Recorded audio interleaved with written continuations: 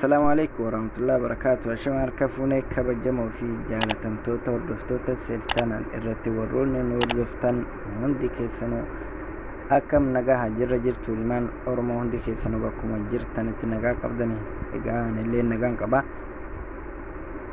هرمونو برمسا جايبات كان قبا ديسيني في دنجرا إنني سمان جتون كيسان أولو حالا يوتيوب channelي متا كينيا كسريته حالا إتين بنانو كوالين لالو تها hanga xumura qophii kiyyaatti share like subscribe gochuun waliin turan isin jedha. Egaa YouTube channel mataa keenya banachuudhaan emaila haaraa wajjin akkasumas warroonni emaila banachuun beene isiniif ta'a jedhee yaada. Amma gamanumaan gara YouTube channel seera qabeessa ta'e banachuu ittiin dandeenyu kan waliin laallu ta'a jechaadha. Amma akkuma agartan kana amma YouTube app irra sheenaa jechaadha. Dhugaa haala kanaan itti sheennee kaaneen booda asirratti ni dhoonaa jechaadha bakka piroofaayilii keenyaa kanarratti. Dhugaa asirratti dhoonee kaaneen booda add account bakka jiru kanarratti ni dhoonaa jechaadha. Add account irratti dhugaa dhoonee kaaneen booda haala kanaan screen keenya code itti cufanneerru patternii itti guunnaa jechaadha. Egaa haala kanaan itti guunnee kaaneen booda ni barbaadaa jechaadha, barbaadu jira. Amma email or phone bakka jiru kana dhiifneeti email ka haaraa banachuu waan feenuufu create account bakka jedhu kanarratti ni dhoonaa jechaadha. Asirratti dhugaa dhoone booda ammas ka jalqabaa kanarratti ni dhoona. Asirratti dhugaa dhoonee raanneen booda first name fi last name bakka jedhu kanarratti ni dhoonaa jechaadha. Ani amma fakkeenyaaf site asirrattis Oromoo site Oromoo godheen jira. Isinis akka barbaadaniif akka maqaa keessanii godhatanii jechaadha. Guyyaa dhalootaa ittiin guutaan amma fakkeenyaaf zuuma dha'e bara 1995 godhan fakkeenyaaf. Yoo dhalaa taatan faamilii, yoo dhiira taatan immoo meelii filattanii jechaadha.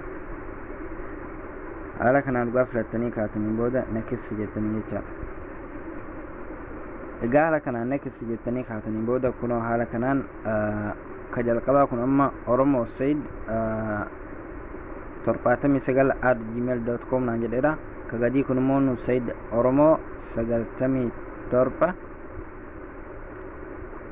979@gmail.com naan jedheera. Amma kanan filadhaa jechaadha. Kana dhugaa filadhee ka'een booda next jedhaani. Next ergaan jedhee raadheen booda amma bakka kanatti wanni dagachuun qabne asirratti code jabaa ta'e jechaadha. Code dagachuun qabne takka gootanii jechaadha. Oromoo ifama Oromoo kunoo nama Oromoo takka 2-3 godhan jira. Haala kanaan 8 gadi ta'uu qabu. Wanni isiniif galuu qabu paaspoortiin keessan qubee fi lakkoofsa ta'us akkuma barbaadan gootanii garuu 8 gadi ta'uu qabu jechaadha.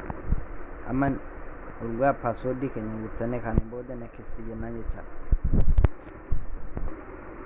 Next jennee urgaa kaaniin booda bakka kanatti nambara phone number jedha jecha asirratti nambara keessanitti guutaa jedha.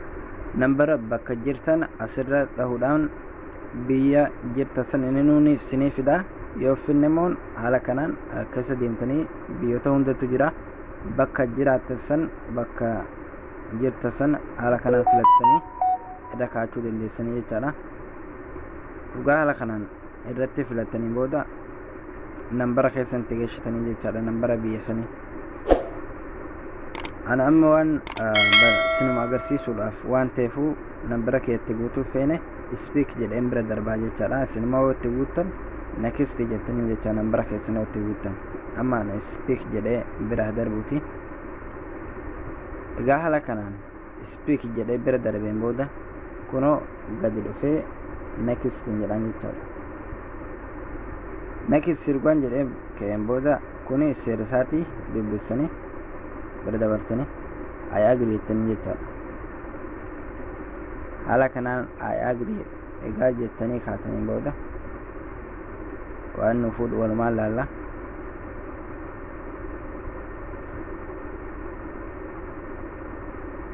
Kunoo amma gara dhumaatti zooreedha jechaadha.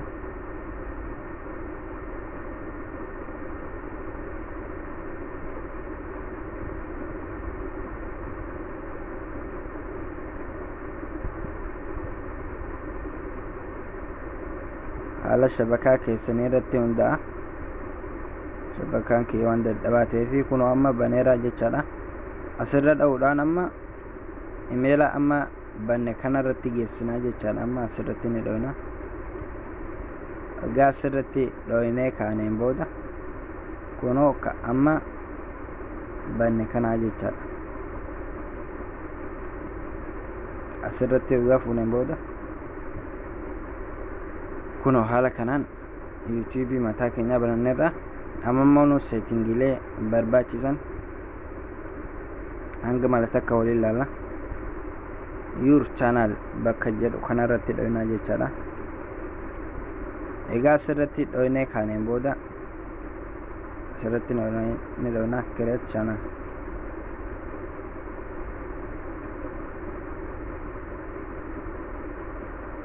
Egaa kunoo akkuma agartan YouTube channel seera qabeessa ta'e kan mataa keenyaa haala kanaan bananneerraa jechaadha. Kunoo haaraa waan ta'eef amma waan banameef no subscribe jedha. Amma settingiilee takka takka akkamatti guutanna asirratti ni dho'inaa jechaadha. Manage video bakka jedhu kanarratti viidiyoon qabnu jechaadha. Viidiyoo keenya tolchuudhaaf amma asirratti ni dho'inaa jechaadha.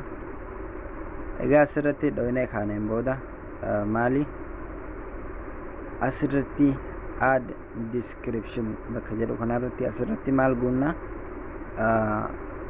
wanni asirratti nuti guunnu waan